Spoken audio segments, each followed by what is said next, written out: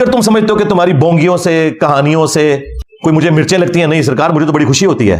मैं तो इन कहानियों की जब मीम्स बनी हुई देखता हूं तो मैं तो अपने स्टूडेंट से कहता हूं कि यार आप मिसबाई साहब का शुक्रिया अदा करो, अगर ये ना होते तो ये मीम्स कैसे बनती, मुझे बताओ। मैं आपको एक लतीफा सुनाता हूं।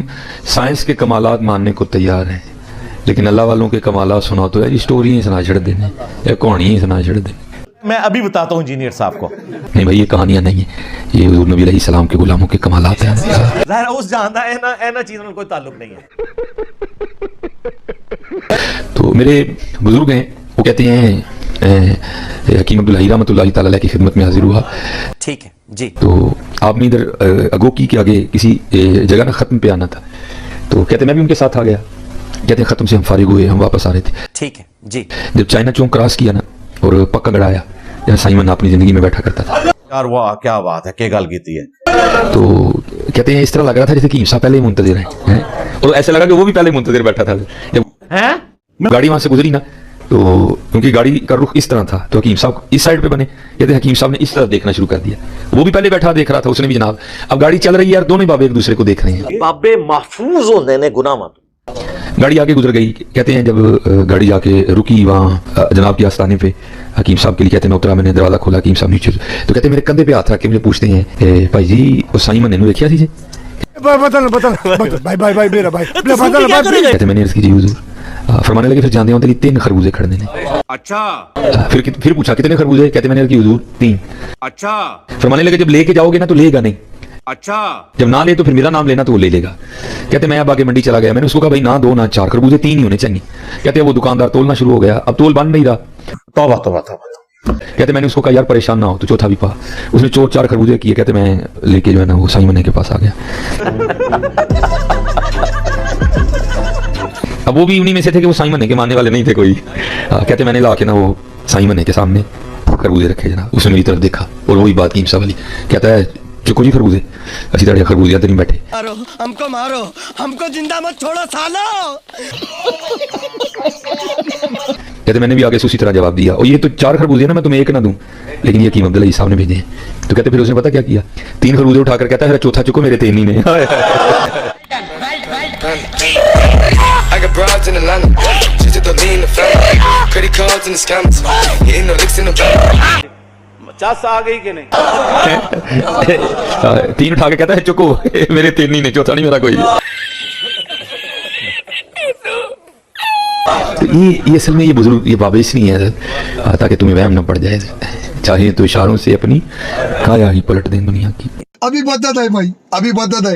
ओ भाई ये इंजीनियर की क्या औकात है? तू और मैं उस अकीदे पे हैं जिस अकीदे पे गौसे पाक थे। नहीं, आप एक लम्हे के लिए सोचें कि जब ये सारी चीजें इसमें नहीं होंगी तो ये जो नमक मिर्च जो हम डालते हैं ये कहां से डालेंगे हमारे स्टूडेंट्स?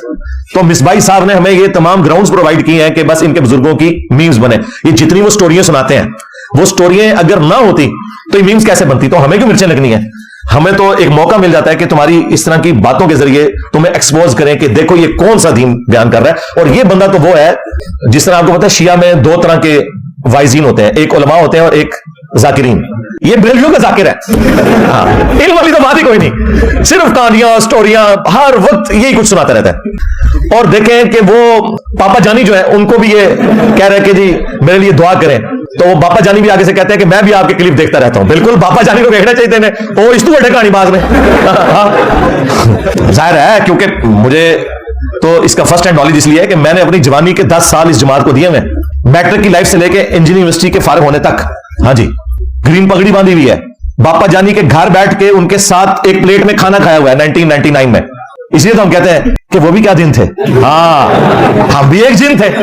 आज हम द्यो हैं, जिन्नों के भी प्यो हैं। हाँ, बल्कि द्यो के भी प्यो हैं, और ये द्यो द्योबंद वाला। हाँ। और ये इससे मुराद आपने वो वाला प्यो नहीं लेना, मैं इल्मी तौर पे बाप की बात कर रहा हूं, उसमें ये बिगॉटन वाला वो सिलसिला नहीं है। हाँ जी, ये वो वाला है। तो हमें तो फर्स्ट हैंड नॉलेज है कि ये सब कुछ स्टोरियां किस तरीके से इनके बुजुर्ग बयान करते रहे। मेरी दाढ़ी भी नहीं निकली थी तो मैंने ये सारी तसव्वुफ की बड़ी बड़ी किताबें, कीमिया सादत, मुकाशफतुल कुलूब, कशफुल माजूब, हुनियतुत तालिबीन, ये पढ़ ली हुई थी। तो ये सारी स्टोरियां उसमें भी हमने पढ़ी हुई थी। तो ये कहना कि मुझे कोई तकलीफ होती है इससे, ये मिर्चें लगती है, नहीं सरकार, मुझे खुशी होती है कि आप इस तरह की स्टोरियां बयान करें ताकि हम लोगों को बताएं कि इनका दीन ये है जिसका कोई किताब सुन्नत से लेना देना नहीं है। कश्फ और करामात के नाम के ऊपर इन्होंने उम्मत को धोखा दिया हुआ है। वो कहते हैं कि इंजीनियर जो है ये गौसे पाक पे भौंकता रहता है, नाउज़ुबिल्लाह मिन ज़ालिक। मैं शेख अब्दुल कादिर जिलानी रहमतुल्लाह अलैह को रहमतुल्लाह अलैह भी कहता हूं, कभी साथ अल मुतवफ़ा 561 हिजरी बोलता हूं। उनकी किताबों में से इनको बताता हूं कि तुम 11वीं उनके नाम की खा रहे हो, और उन्होंने नमाज का तरीका गुनियत तालिबीन में रुकू में जाते वक्त और रुकू से उठते वक्त रफ़ुल यदैन के साथ लिखा है, तुम इसे कहते हो मक्खियां मारना। तो मैं गौसे पाक के ऊपर नहीं भोंकता, बल्कि गौसे पाक या शेख अब्दुल कादिर जिलानी रहमतुल्लाह अलैह की तरफ जो गलत बातें मंसूब है ना, मैं उनके ऊपर बात करता हूं कि यह किताब सुन्नत के खिलाफ है, यह शेख अब्दुल कादिर जिलानी रहमतुल्लाह अलैह की तालीमात नहीं है।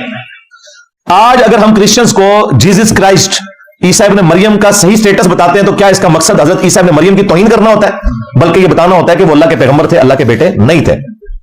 तो शेख अब्दुल कादिर जिलानी के नाम के ऊपर जो तुमने ड्रामाबाजी की और चंदे हथियाए हैं, हम तुम्हारी अवाम को बताते हैं कि अब्दुल कादिर जिलानी रहमतुल्लाह अलैह की तरफ जो मंसूब तुम्हारी ये सारी की सारी चीजें हैं, ये बिल्कुल फ्रॉड के ऊपर मबनी है।